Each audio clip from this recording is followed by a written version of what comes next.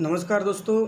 आज हम लोग टंगस्टन इलेक्ट्रोड के ग्राइंडिंग एंगल के बारे में पढ़ेंगे और जानेंगे कि हम लोग एसी में किस प्रकार के एंगल रखते हैं इलेक्ट्रोड का और डीसी में किस प्रकार के एंगल रखते हैं इलेक्ट्रोड का दोस्तों। ठीक है, तो हम लोग आज इसी टॉपिक के ऊपर बात करेंगे। तो दोस्तों सबसे पहले हम लोग जानते हैं कि ऐसा क्यों जाता है। किसी भी टंगस्टन इलेक्ट्रोड को सबसे पहले ग्राइंड करके उसके ऊपर एक एंगल बना करके फिर क्यों टिग वेल्डिंग में यूज़ किया जाता है दोस्तों, इसके ऊपर हम लोग चर्चा करेंगे दोस्तों। ठीक है, तो अगर मान लीजिए कि हम लोग टिग वेल्डिंग कर रहे हैं दोस्तों, तो टिग वेल्डिंग में गुड वेल्डिंग रिजल्ट्स पाने के लिए हमें क्या करना पड़ता है कि टंगस्टन इलेक्ट्रोड को करेक्टली ग्राइंड करना पड़ता है दोस्तों। सही तरीक़ा से हमें टंगस्टन इलेक्ट्रोड को ग्राइंड करना पड़ता है। अगर दोस्तों हम लोग सही तरीक़ा से टंगस्टन इलेक्ट्रोड को ग्राइंड कर देते हैं और उसके बाद हम लोग फर्दर यूज़ करते हैं वेल्डिंग ऑपरेशन में, तो उस टाइम में हमें गुड वेल्डिंग रिजल्ट्स प्राप्त होते हैं। हमारा जो रिजल्ट्स होता है वो बहुत ही अच्छा मिलता है और वेल्डिंग बहुत ही अच्छा बनता है दोस्तों। ठीक है, तो दोस्तों चूँकि हम लोग जानते हैं कि एसी वेल्डिंग में दोस्तों जो टिग वेल्डिंग में एसी वेल्डिंग में नहीं, टिग वेल्डिंग में हम लोग 2 प्रकार के पावर सोर्स यूज करते हैं, एसी एंड डीसी। दोनों प्रकार के हम लोग पावर सोर्स का यूज़ करते हैं दोस्तों। लेकिन इन दोनों पावर सोर्स के लिए हमें क्या करना पड़ेगा, इलेक्ट्रोड का जो प्रिपरेशन करना होगा, इलेक्ट्रोड के पॉइंट्स का जो प्रिपरेशन करना होगा वो अलग अलग करना पड़ेगा दोस्तों। एसी के लिए हमें अलग टाइप के इलेक्ट्रोड बनाना पड़ेगा, जबकि डीसी के लिए जो टंगस्टन इलेक्ट्रोड का एंगल होगा या फिर शेप होगा कुछ अलग होगा दोस्तों। तो इस वजह से हमें क्या करना पड़ता है कि अगर हम लोग डीसी वेल्डिंग करते हैं तो उसके लिए इलेक्ट्रोड का जो एंगल होगा या फिर शेप होगा कुछ और होगा, डिफरेंट होगा। अगर हम एसी वेल्डिंग से अगर हम लोग एसी वेल्डिंग पावर सोर्स का यूज़ कर रहे हैं टिग वेल्डिंग में, तो उस कंडीशन में हमें जो इलेक्ट्रोड को जो प्रिपरेशन करना होगा इलेक्ट्रोड्स का, वो अलग तरीक़ा से करना होगा। उसके लिए हमें अलग शेप देना होगा दोस्तों। तो चलिए आगे बढ़ते हैं और हम बात करते हैं सबसे पहले डीसी का, कि अगर हम लोग टिग वेल्डिंग में डीसी पावर सोर्स का यूज़ कर रहे हैं तो हमें किस प्रकार के ग्राइंडिंग एंगल बनाना चाहिए या फिर इलेक्ट्रोड के ऊपर किस प्रकार के एंगल बनाना चाहिए, उसका शेप कैसा होना चाहिए दोस्तों। ठीक है, तो आगे बढ़ते हैं। देखिए मैंने लिख रखा है grinding angle of tungsten electrode for DC power source दोस्तों, यानी कि डीसी पावर सोर्स के लिए टंगस्टन इलेक्ट्रोड का ग्राइंडिंग एंगल है ना दोस्तों, इसके बारे में पढ़ेंगे। क्योंकि आप लोग जानते हैं दोस्तों, पीछे आप लोग पढ़ ही चुके होंगे कि जो डीसी, अगर हम लोग टिग वेल्डिंग में डीसी पावर सोर्स यूज़ करते हैं तो उसमें सबसे ज़्यादा जो पोलरिटी यूज़ होता है वो direct current straight polarity use होता है दोस्तों। तो इसीलिए मैंने DCSP लिख दिया दोस्तों।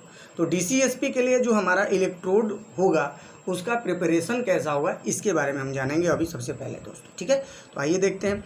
तो दोस्तों क्या करते हैं कि डीसी दोस्तों यदि हम लोग टिग वेल्डिंग में डीसी पावर सोर्स का उपयोग करते हैं दोस्तों, तो इस स्थिति में या फिर उस कंडीशन में हमें जो टंगस्टन इलेक्ट्रोड को क्या करना पड़ता है, ग्राइंडिंग मशीन की सहायता से उसके पॉइंट्स को कोनिकल बनाना पड़ता है, कोनिकल शेप देना पड़ता है दोस्तों।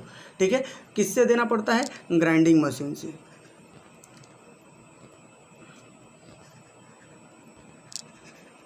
ग्राइंडिंग मशीन की सहायता से दोस्तों हम लोग क्या करते हैं कि इलेक्ट्रोड को ग्राइंडिंग मशीन के ऊपर ले जाते हैं और उसके एक पॉइंट्स को क्या करते हैं कि ग्राइंड कर करके कोनिकल शेप देते हैं और कोनिकल पॉइंट्स बनाते हैं दोस्तों। तो आप लोगों के सामने ये दिखाया गया है कि ये हमारा एक टंगस्टन इलेक्ट्रोड जिसका जिसके डायमीटर को D से डिनोट किया गया है, तथा ये L है, यहाँ से लेकर के यहाँ से। इस L को हमने लेंथ ऑफ ग्राउंडेड पॉइंट बोला है।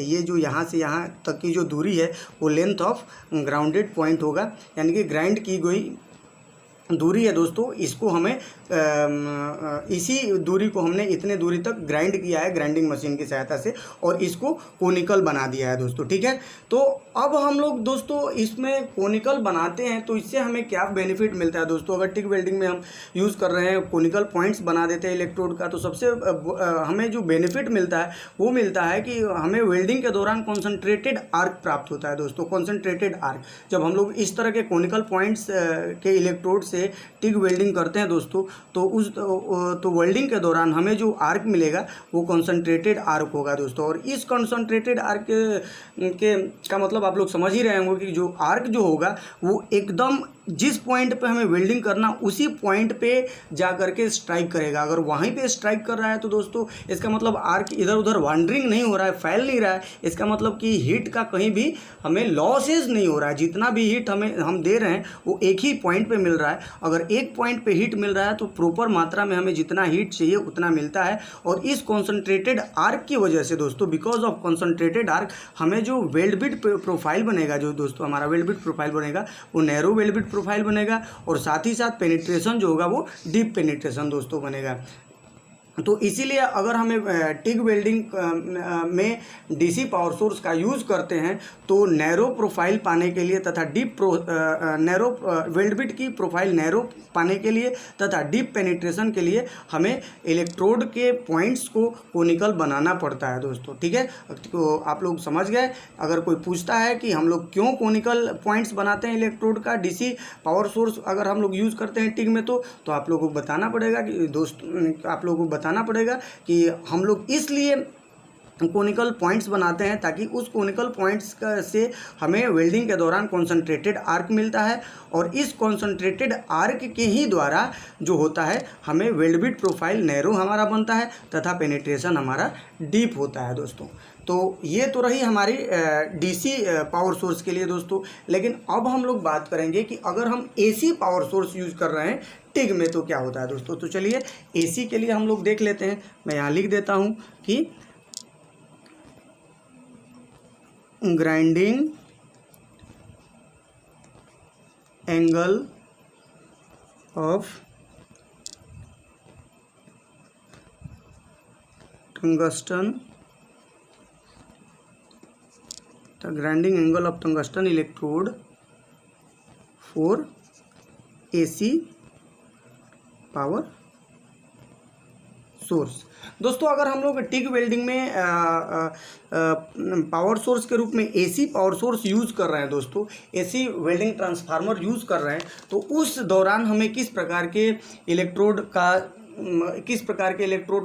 का प्रिपरेशन करना है या किस शेप में इलेक्ट्रोड को बना करके यूज़ करना है एसी पावर सोर्स के लिए, ये हम बात करेंगे दोस्तों। हमने देख लिया कि अगर हम लोग स्ट्रेट पोलरिटी यूज़ कर रहे हैं तो वहाँ पे हमें क्या करना पड़ता है, कोई कोनिकल इस तरह से कोनिकल पॉइंट बनाना पड़ता है। लेकिन अगर हम लोग एसी पावर सोर्स यूज़ कर रहे हैं तब कैसा बनाना पड़ेगा दोस्तों। तो एसी पावर सोर्स अगर हम लोग बनाएंगे दोस्तों तो हमारा जो इलेक्ट्रोड होगा उसका जो पॉइंट्स को हमें राउंड बनाना पड़ेगा, राउंडेड पॉइंट बनाना पड़ेगा दोस्तों। ठीक है, ऐसे ये इलेक्ट्रोड है तो ये हमारा राउंडेड पॉइंट हो गया, राउंडेड पॉइंट बनाना पड़ेगा दोस्तों। इस तरह से इस तरह से हमें राउंडेड बनाना पड़ेगा दोस्तों। या फिर हम ऐसे भी बना लेते हैं इसको, ऐसे यहाँ पे कुछ टेपर भी रहता है, यहाँ पे राउंडेड हो गया यहाँ से। तो ये जो लेंथ हुआ दोस्तों वहीं फिर लेंथ हो गया और यहाँ पे ये डी हो गया। यानी कि यहाँ भी अगर हम लोग डी की बात करें तो यहाँ भी डी बराबर D equal to dia of electrode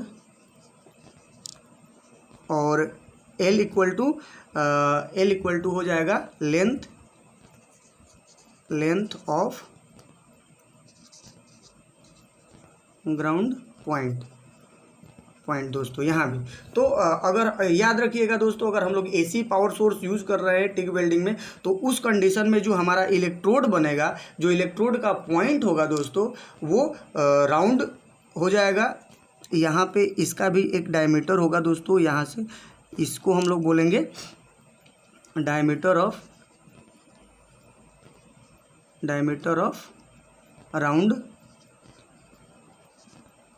rounded point.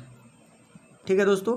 तो इसमें अगर हम लोग एसी में यूज़ करते हैं तो इस तरह के हम लोग इस तरह के इलेक्ट्रोड को का शेप बना करके ही यूज़ करेंगे दोस्तों। तो आप लोगों को दोस्तों समझ में आ गया होगा कि एसी के लिए हम लोग जो टंगस्टन इलेक्ट्रोड का प्रिपरेशन करेंगे या एंगल बनाएंगे, वो उसका जो पॉइंट होगा वो राउंडेड होगा। और डीसी के लिए जो यूज़ होगा, उसका जो डीसी के लिए जो हम लोग टंगस्टन इलेक्ट्रोड का प्रिपरेशन करेंगे, तो उसमें जो उसका पॉइंट होगा वो कोनिकल पॉइंट बनेगा दोस्तों। तो आज के लिए बस इतना ही। नेक्स्ट के वीडियो में हम लोग ग्राइंडिंग एंगल के थंब रूल के बारे में जानेंगे और उसके ऊपर बात करेंगे दोस्तों। तो आज के लिए इतना ही, धन्यवाद।